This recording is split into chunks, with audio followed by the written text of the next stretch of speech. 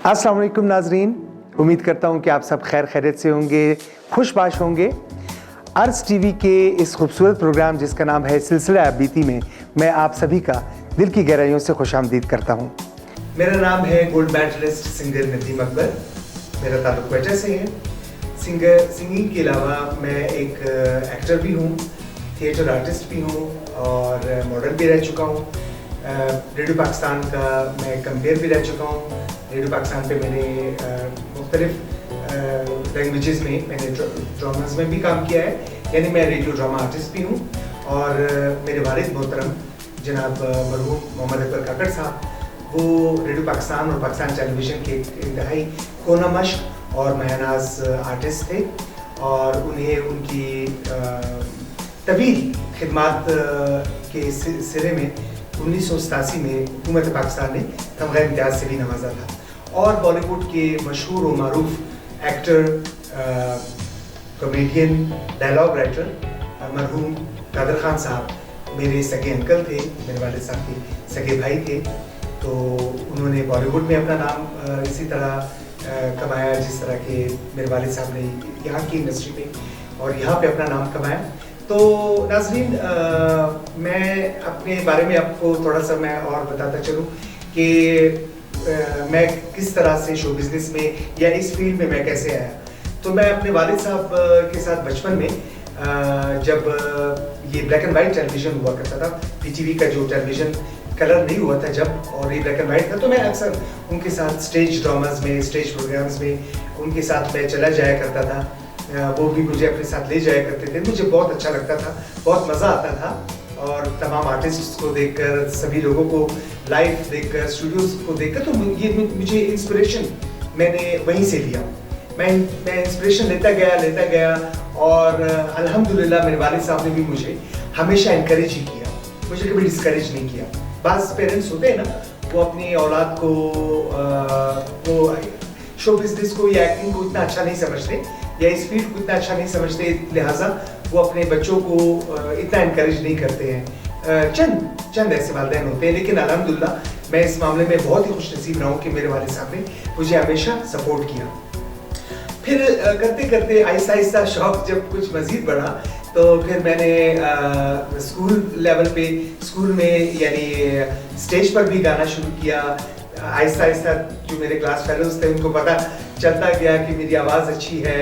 और मुझे अच्छी तरह याद है कि दैट वाज प्रोबेबली 1986 और प्रोबेबली 1987। तो वहाँ पे स्कूल में मेरे क्लास फेलोज को आहिस्ता आहिस्ता पता चलता गया कि मैं बहुत अच्छा गाता हूँ या मेरा मौसीकी से और एक्टिंग से मेरा लगाव है। तो आहिस्ता आहिस्ता ये बात असातिज़ा किराम तक, मेरे मोहतरम जो असातिज़ा किराम थे स्कूल में, मेरे टीचर्स थे, उनको भी पता चलता गया। और मुझे अच्छे से याद है कि ये आई थिंक 1986 या 87 की बात होगी। तो हमारे स्कूल में एक वैरायटी शो मुनक्किद हो रहा था, तो जिसमें उस वक्त एक वज़ीर को भी बुलाया गया था, एक मिनिस्टर को बुलाया गया था। तो हमारी एक टीचर मेरे पास आई और उन्होंने कहा कि आपने नदीम, स्कूल में ऐसा एक वैरायटी शो हो रहा है, उसमें आपने परफॉर्म करना है। तो मैंने कहा कि मैम ठीक है मिस, मैं परफॉर्म करूँगा, आप मुझे बताइए। तो उन्होंने, उनकी सिलेक्शन पे गाना था जिसमें मुझे सिर्फ 3 या 4 दिन रिहर्सल के लिए दिए गए थे। वो था मोहम्मद अली शेकी साहब का एक गाना और अलन फ़कीर मरहूम साहब का हल्ला हल्ला कर भैया, ये वाला गाना था, बड़ा खूबसूरत। तो उसमें उसी तरह का गेटअप मेरी टीचर्स ने किया, जैसे मेरा पूरा हुलिया वैसे बना दिया था जैसे अलन फ़कीर साहब का था। और शेकी, मेरे जो शेकी का रोल जिन्होंने प्ले किया था, वो हमारे वो आजकल डॉक्टर हैं, मेरे क्लास फेलो हैं, हमीद नाम है उनका। तो हमीद और मैंने मिलके हमने ये परफॉर्म किया स्टेज पे, जिसे बेहद सराहा गया, बहुत सराहा गया। और मुझे अच्छे से याद है जो मिनिस्टर आए थे हमारे स्कूल में एज ए चीफ गेस्ट, उस वक्त ये 2 लाख रुपए की अमाउंट बहुत बड़ी रकम थी, जाहिर है बहुत अरसे की पहले की बात है। तो उन्होंने 2 लाख रुपए डोनेट किए हमारे स्कूल को, तो जिस पे हमारी जो प्रिंसिपल साहिबा थी उन्होंने उनका बहुत शुक्रिया अदा किया। तो बहरहाल वो परफॉर्मेंस आज भी लोगों को, जब मैं मेरे उस ज़माने के मेरे स्कूल के क्लास फेलोज से मिलता हूँ तो वो बातों बातों में उस परफॉर्मेंस का जिक्र लाजमी करते हैं, ज़रूर करते हैं कि नदीम आपकी परफॉर्मेंस आज भी हमें याद है। और इसके अलावा फिर उसके बाद वो सिलसिला चलता गया। फिर 10th क्लास तक आते आते जब भी हर साल जब भी कोई स्कूल लेवल पे जब कोई वैरायटी शो हुआ करता था तो मैं उसमें ज़रूर मैं हिस्सा लेता था और उसमें परफॉर्म किया करता था। कभी कोई सॉन्ग होता था, कभी कोई स्केच परफॉर्मेंस होती थी जिसे खाका भी कहते हैं, या कोई थिएटर परफॉर्मेंस होती थी। तो बहरहाल इस तरह करते करते इस तरह शौक हंसी मजाक में और शौक की वजह से इस तरह से फिर मेरा स्टेज पे मेरा आना हुआ, स्टेज परफॉर्मेंस की तरफ मेरा आना हुआ। और फिर इसी तरह तकरीबन 1988-89 का ही वक्त था, यानी 1988-89 में तो ऑडिशंस चल रही थी रेडियो पाकिस्तान में। तो मैंने वालिद साहब से कहा कि ऑडिशंस हो रही हैं कंपेयरिंग के लिए, चाइल्ड आर्टिस्ट चाहिए उनको, तो क्या आप मुझे जाने की इजाज़त देंगे? उन्होंने कहा बिल्कुल, ये तो अच्छी बात है, आप चले जाइए। तो जब मैं वहाँ पे गया तो वहाँ पे थी सलीमा दुरानी, मोहतरमा सलीमा दुरानी साहिबा, प्रोड्यूसर जो थी, उन्होंने मेरा ऑडिशन लिया। और ऑडिशन लेते साथ ही आपको पता है उन्होंने क्या कहा? उन्होंने कहा आपको स्क्रिप्ट की ज़रूरत नहीं है, आप बिना स्क्रिप्ट की आप प्रोग्राम कर सकते हैं, मुझे आपके ऊपर भरोसा है। और हुआ भी वैसे ही।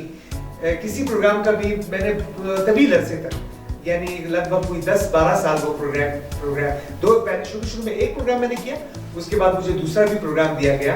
एक प्रोग्राम का नाम था दमाशुमान दुनिया, पश्तो का प्रोग्राम था, वो लाइव हुआ करता था और हफ्ते में 2 प्रोग्राम्स होते थे, एक लाइव और एक रिकॉर्डेड। दूसरे प्रोग्राम का नाम था गुलुना, जो कि दोनों ही प्रोग्राम्स मैं बिना स्क्रिप्ट के, बगैर स्क्रिप्ट के ही मैं करता रहा। और अल्हम्दुलिल्लाह वो बहुत सुना जाता था, उसकी लिसनरशिप बहुत होती थी। बहुत सारे आर्टिस्टों को मैंने उस प्रोग्राम में इंट्रोड्यूस किया। हमारे साथ प्रोग्राम में उस वक्त जब मैं ये प्रोग्राम्स किया करता था, ये 2 प्रोग्राम्स, एक गुलुना और एक दमाशुमान दुनिया, उसमें हमारे साथ एक बहुत ही मंझे हुए, बलूचिस्तान के बहुत ही मंझे हुए एक म्यूजिशियन भी हमारे साथ होते थे। वो प्रोग्राम के शुरू में म्यूजिक बजाया करते थे रबाब से, रबाब जो एक म्यूजिकल इंस्ट्रूमेंट है। और प्रोग्राम के आखिर में तो सुल्तान मोहम्मद चानई साहब मरहूम तबग़े इम्तियाज़, अल्लाह पाक उनकी मग़फ़िरत फरमाए, मेरे वालिद साहब मोहतरम के साथ साथ और तमाम मरहूमीन के साथ साथ आमीन। तो वो बहुत ही एक, और वो मुझे बहुत यानी अच्छे से मुझसे मिलते थे, बहुत अच्छे से मुझे बहुत यानी एक शफीक इंसान थे, बहुत ही शफकत से पेश आते थे। तो हम वो प्रोग्राम इकट्ठे किया करते थे और बहुत से नए नए आर्टिस्ट आते थे, उनको हम इंट्रोड्यूस करते थे प्रोग्राम में। मैं ज़ाहिर प्रोग्राम का कंपेयर मैं होता था, बाज़ औक़ात मेरे साथ जो प्रोड्यूसर सलीमा दुरानी साहिबा वो भी मौजूद होती थी प्रोग्राम में, लेकिन अक्सर मैं अकेले ही होता था। पूरे प्रोग्राम की कंपेयरिंग मैं अकेले ही करता था। तो मुख्तलिफ नौइयत के उसमें चंक्स होते थे, मुख्तलिफ सेक्शंस होते थे उसमें। बच्चों को हम मधु करते थे प्रोग्राम्स में, उनसे हम स्किट्स सुनते थे, गाने सुनते थे पश्तो लैंग्वेज के, और मज़ाहिया खाके होते थे, स्किट्स होते थे। तो बहुत ही एक मुनफरिद और बहुत ही एक जिसे कहना चाहिए कि एंटरटेनमेंट से भरपूर ये प्रोग्राम्स हुआ करते थे, हफ्ते में 2 दफ़ा। तो उसके बाद आहिस्ता आहिस्ता जब मैं रेडियो पाकिस्तान में ये प्रोग्राम की वजह से मैं कुछ मशहूर हुआ, एक साल के अंदर ही, तकरीबन 1 साल भी नहीं गुजरा था मेरे इन 2 प्रोग्राम्स का, कि मुझे एक और प्रोड्यूसर की तरफ से, जिनका नाम मरहूम आसिफ गौरी साहब है, अल्लाह पाक उनकी मग़फ़िरत फरमाए, वो भी इस दुनिया से रुख़सत फरमा चुके हैं। तो आसिफ गौरी साहब मरहूम जो थे, उन्होंने मुझे अप्रोच किया और उन्होंने कहा कि मैं एक उर्दू का ड्रामा बना रहा हूँ, तो मैं चाहता हूँ कि मैं आपको एज ए चाइल्ड आर्टिस्ट मैं आपको कास्ट करूँ। तो फिर मैंने वालिद साहब से इजाज़त ली, उन्होंने कहा बिल्कुल। आसिफ गौरी साहब मेरे भी बहुत अच्छे, क्योंकि मेरे वालिद साहब खुद भी रेडियो आर्टिस्ट थे माशाल्लाह से, तो उन्होंने कहा वो मेरे बहुत अच्छे दोस्त हैं, आप बिल्कुल उनके साथ ड्रामा कीजिए और उनका ड्रामे में आप बिल्कुल आप काम कीजिए। तो मैंने फिर इस तरह उनके पहला जो ड्रामा था मरहूम आसिफ गौरी मरहूम साहब का, उसमें मैंने परफॉर्म किया, जो कि बहुत सराहा गया, बहुत ही ज़्यादा सराहा गया और बहुत ही अच्छे आर्टिस्ट, यानी पुराने आर्टिस्टों में पाकिस्तान टेलीविजन के और रेडियो पाकिस्तान के मंजे हुए और सीनियर आर्टिस्ट जितने भी हैं तकरीबन सभी के साथ मैंने काम किया रेडियो पाकिस्तान के प्लेटफॉर्म से और रेडियो पाकिस्तान की स्टूडियो से, जिनमें आसाम काजी मरहूम साहब शामिल हैं, जिसमें महजबीन साहिबा जो जिनका ताल्लुक सिब्बी से था वो, और नसीम तारिक साहिबा तो खैर यहाँ पे प्रोड्यूसर भी थी रेडियो पाकिस्तान में, उनके साथ मैंने काफ़ी ड्रामास में काम किया, उर्दू के ड्रामास में, पश्तो के भी चंद एक ड्रामास में मैंने काम किया, लेकिन ज़्यादातर मैंने उर्दू के ड्रामास में बहुत ज़्यादा काम किया एज ए चाइल्ड आर्टिस्ट। तो इसी तरह करते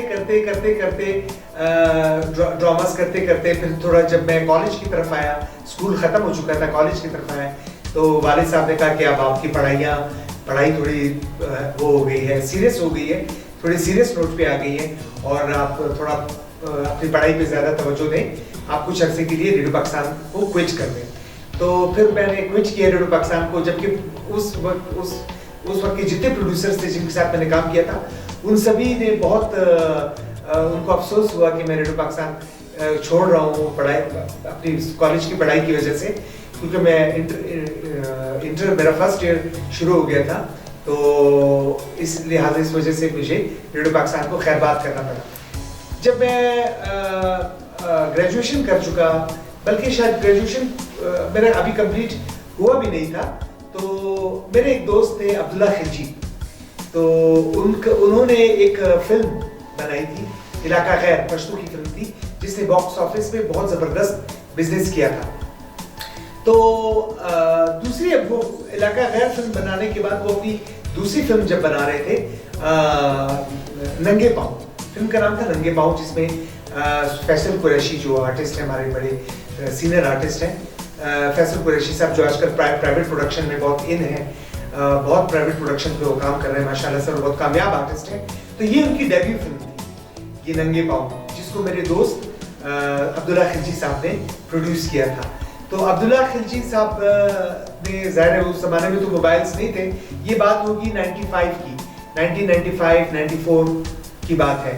तो उन्होंने मुझे PTCL पे मेरे घर के नंबर पे मुझे कॉल किया, उन्होंने कहा कि मैं ऐसे एक फिल्म की शूटिंग मेरी चल रही है एवेन्यू स्टूडियो लाहौर में, तो आप भी आ जाएं, आपको अच्छा लगेगा, आपको वैसे भी एक्टिंग का शौक है और सिंगिंग का शौक है, आप आइए मेरी इस फिल्म की प्रोडक्शन में मेरे साथ रहिए, शूटिंग को देखिए, आर्टिस्टों से मिलिए, मैं आपको तमाम आर्टिस्टों से मिलवाऊंगा, तो आपको बहुत एक्सपीरियंस हो जाएगा, आपको बहुत अच्छा लगेगा। तो मैं भी ट्रेन से, उस ज़माने में ट्रेन के टिकट्स बहुत सस्ते हुआ करते थे, आजकल तो काफ़ी महंगे हैं, लेकिन उस ज़माने में काफ़ी सस्ते थे, तो मेरे ख्याल 250-300 रुपये का टिकट था उस वक्त में, 94-95 की बात कर रहा हूँ।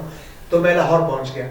जैसे ही मैं लाहौर पहुँचा तो मैं अपने दोस्त से मिला जिनका नाम अब्दुल्ला खिलजी, जो इस फिल्म के प्रोड्यूसर जिसका मैंने अभी जिक्र किया, तो वो मुझे अगले दिन ले गए अपने साथ एवेन्यू स्टूडियो में साइमा जी जो हमारी बहुत ही मशहूर आर्टिस्ट हैं माशाल्लाह से, बहुत ही एक बड़ा एसेट है और बहुत बड़ा नाम है।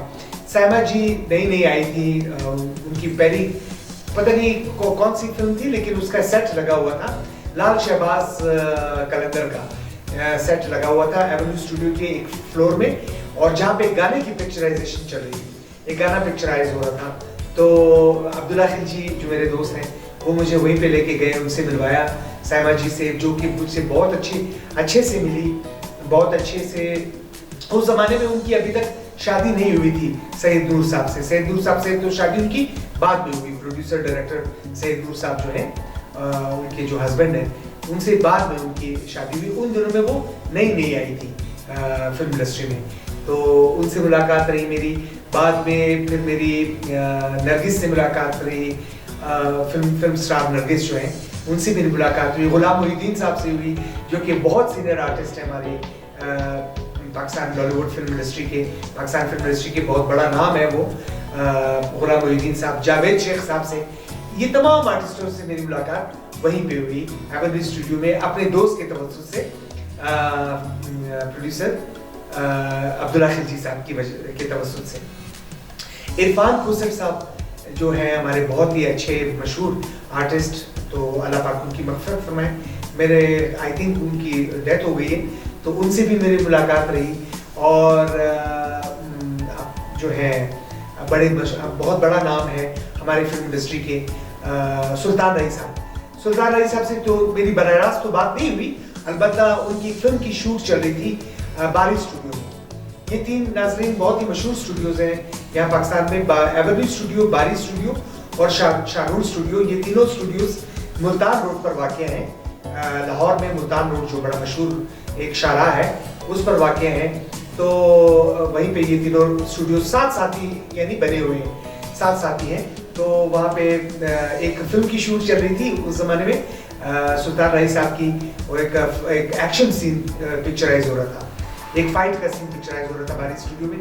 तो वहीं पे भी जाने का मौका मिला मुझे, मेरे दोस्त अब्दुल्ला खिलजी के साथ और फैसल कुरैशी साहब के साथ जो आर्टिस्ट थे।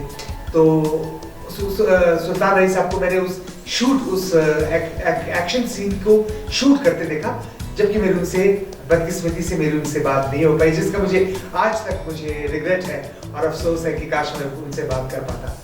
और इसके अलावा परवेज़ करीम साहब जो कि एक बहुत बड़ा नाम है, बहुत बड़े प्रोड्यूसर हैं, पाकिस्तान फिल्म इंडस्ट्री के फिल्म प्रोड्यूसर हैं, उनसे मेरी मुलाकात हुई। एक आर्टिस्ट उन्होंने उनके ही फैमिली के थे, उनकी एक फिल्म पंजाबी फिल्म की शूट चल रही थी उन्हीं दिनों एवेन्यू स्टूडियो में। सफ़ीर जो कि बाद में मेरे बहुत अच्छे दोस्त भी बने, मेरे बहुत अच्छे दोस्त वो बने सफ़ीर। अभी भी वो जहाँ कहीं भी हो अल्लाह पाक उनको ज़िंदगी दे, सेहत दे, उनको कामयाबी अता फरमाए, आमीन सुम आमीन। तो उनसे भी मेरी मुलाकात हुई, वो फिर मेरे बहुत अच्छे दोस्त बन गए बाद में। सफ़ीर करके उनका नाम था। तो ये बहुत सारे आर्टिस्टों, यानी ये 94-95 की बात मैं आपसे शेयर कर रहा हूँ नाजरीन। तो उसमें अच्छा नदीम साहब को मैंने देखा फिल्म इंडस्ट्री में, और शान, हमारे जो फिल्म एक्टर शान साहब हैं, शान साहब को मैंने देखा। तो उनके साथ उस ज़माने में तो ज़ाहिर मोबाइल्स तो नहीं थे, ये ऑटो फ्लैश कैमरास होते थे। आप सभी ने देखा होगा पुराने जो रील वाले कैमरे होते थे। तो उससे पिक्स ली हमने, बल्कि मेरे पास तो कैमरा मेरे पास तो मौजूद नहीं था, मेरे साथ एक दूसरे मेरे दोस्त थे, नूर मोहम्मद उनका नाम था। तो अभी भी वो माशाल्लाह हयात है। उन्होंने अपने कैमरे से पिक्स ली, बनाई। तो मेरे पास तो चूंकि कैमरा मौजूद नहीं था। शान साहब के साथ, नदीम साहब के साथ पिक हम नहीं ले सके। नदीम साहब का मुझे आज भी याद है, रेड कलर की वो मर्सिडीज कार में वो आए थे जिस दिन मैंने उनको देखा था एवेन्यू स्टूडियोज। रेड कलर की उनके पास मर्सिडीज कार थी। और इसके अलावा फिल्म स्टार नीली को मैंने देखा अपनी आंखों से, जो बहुत मशहूर हीरोइन है हमारी पाकिस्तान फिल्म इंडस्ट्री की, नीली साहिबा। नीली को मैंने देखा, वो भी आई है एक दिन फिल्म इंडस्ट्री में। आज भी मुझे अच्छी तरह से मुझे याद है, उन्होंने ब्राउन कलर का कश्मीरी शॉल उन्होंने ओढ़ा हुआ था एक अपने कंधों पे। ज़ाहिर वो सर्दियों का मौसम था, आई थिंक वो इतनी सर्दियाँ भी नहीं थी, तकरीबन मार्च का महीना था शायद, या फरवरी का महीना था। तो वो भी आई अपनी, उनके पास स्पोर्ट्स कार थी। फिल्म स्टार नीली जो है वो जब आई एवेन्यू स्टूडियो में, तो उन्होंने एक तो अपनी कार में आई, स्पोर्ट्स कार थी उनके पास, और उन्होंने कश्मीरी शॉल ओढ़ा हुआ था और बहुत ही खूबसूरत लंबे घने बाल थे उनके, उनको भी मैंने देखा। तो ये तमाम आर्टिस्टों को मैंने देखा। फिर मैं एक फिल्म के लिए मेरा ऑडिशन हुआ एज ए सिंगर। वो ऑडिशन मैंने क्लियर भी कर लिया नाज़रीन, मैंने पास भी कर लिया अब्दुल्ला खिलजी के तवस्सुत से, उन्हीं की सपोर्ट से और उनकी हेल्प से मेरा ऑडिशन हुआ बतौर सिंगर। वो ऑडिशन मैं कामयाब हुआ, लेकिन बदकिस्मती से उसके बाद किसी प्रोड्यूसर ने मुझे अप्रोच नहीं किया, कभी किसी ने मुझे कांटेक्ट नहीं किया। ज़ाहिर उस ज़माने में तो PTCL फ़ोन्स थे, मोबाइल तो अभी उन दिनों आए नहीं थे मार्केट में। तो शायद मेरा नंबर किसी से खो गया होगा, या जो मेरे दोस्त हैं अब्दुल्ला खिलजी, उनसे मेरा नंबर शायद खो गया होगा। तो शायद इसी वजह से वो या कुछ और मिसहैप हो गया होगा, तो किसी प्रोड्यूसर ने मुझे कांटेक्ट नहीं किया। वैसे नाज़रीन मैं आपको बताता चलूँ, सिंगिंग ही से मुझे याद आया, आप सभी मुझे चाहे तो मेरे गीत सुन सकते हैं, मेरे बहुत ही अच्छे, आपको जिसे कहते हैं मधुर आवाज़ में, मेरी मधुर आवाज़ में गाए हुए मेरे गीत आप अगर सुनना चाहें तो आप स्टार मेकर लाइट पर भी जाकर सुन सकते हैं। नदीम अकबर फिल्म के नाम से मेरी आईडी है उस ऐप पर, जिसका नाम है स्टार मेकर लाइट। तो इसके अलावा थिएटर परफॉर्मेंस भी मैं करता रहा हूँ काफ़ी अरसे। मुख्तलिफ अभी मैंने रिसेंटली इंटरफेथ हारमोनी के हवाले से और ट्रांसजेंडर राइट्स के हवाले से यही क्वेटा के एक मकामी चर्च में भी हमारे जितने हमारे क्रिश्चियन बहन भाई हैं उनसे इजहार यकजहती के तौर पर ये तकरीबन 1.5-2 साल पहले की बात है, मैंने एक थिएटर भी किया हमारे क्रिश्चियन बहन भाइयों के लिए। ये इंटरफेथ हारमोनी के इसका थीम जो था, इस थिएटर परफॉर्मेंस का जो थीम था वो था इंटरफेथ हारमोनी प्रमोशन, यानी बैनुल मज़ाहिब हमआहंगी को फ़रोग़ देने के लिए था ये। तो वो बहुत खूबसूरत और बहुत ही कामयाब थिएटर रहा। उसके अक्सर डायलॉग्स मैंने और हमारी यहाँ पे एक आपी हैं हमारी क्रिश्चियन कम्युनिटी से, सिस्टर रिदा करके उनका नाम है, सिस्टर रिदा मुनीर, मेरी बहुत अच्छी सिस्टर हैं, बहुत अच्छी दोस्त है मेरी, एक तरह से मैं तो उनको फैमिली मेम्बर समझता हूँ। तो उन्होंने और मैंने मिलके ये जो चर्च में ये थिएटर परफॉर्मेंस, ये थिएटर हमने मुनक्किद कराया, जो कि बहुत सराहा गया, बहुत ही लोगों ने उसको पसंद किया और उसकी बहुत पजीराई हुई। उसमें बहुत मेहमान आए थे, बहुत ही हाई प्रोफाइल मेहमान तशरीफ लाए थे हमारे इस थिएटर को देखने के लिए, जिसे हमने बहुत ही कामयाबी से हमने परफॉर्म किया और लोगों ने उसको बहुत ही अप्रिशिएट किया। तो नाजरीन, ये था मेरी सिलसिला, चूँकि प्रोग्राम का नाम आप सभी को मैं बता चुका हूँ, अर्ज़ टीवी का ये प्रोग्राम है, खूबसूरत प्रोग्राम सिलसिला बीती, जिसमें आप और भी अच्छे आर्टिस्टों को इस प्रोग्राम के सिलसिले में आप देखते जाएंगे, उनकी आप बीती सुनते जाएंगे, जैसे आप लोगों ने आज मेरी आप बीती सुनी। तो उम्मीद करता हूँ कि आपको आज का ये प्रोग्राम पसंद आया होगा। मेरी आप बीती, मेरी कहानी, मेरी ज़िंदगी के बारे में हक़ाइक़ और मेरे करियर मैंने जिस तरह शुरू किया, मेरे करियर के बारे में मालूमात आपको अच्छी लगी होंगी, आप महसूस हुए होंगे, उम्मीद है आप बोर नहीं हुए होंगे। और इंशाल्लाह इसी खूबसूरत चैनल पे, अर्ज़ टीवी चैनल पे आगे भी मज़ीद भी आपसे मुलाकातें होती रहेंगी इंशाल्लाह। और आप लोगों के लिए गीत भी लेके आएंगे, आप लोगों को डायरेक्ट बराह रास्त इसी चैनल पे मेरे आपको बहुत खूबसूरत गाने भी सुनने को मिलेंगे इंशाल्लाह, बहुत जल्द इंशाल्लाह। और आपके साथ राब्ता इस खूबसूरत चैनल के ज़रिए कायम रहेगा इंशाल्लाह, आगे भी मुस्तक़बिल में भी। तो मुझे इजाज़त दीजिए, अल्लाह हाफ़िज़।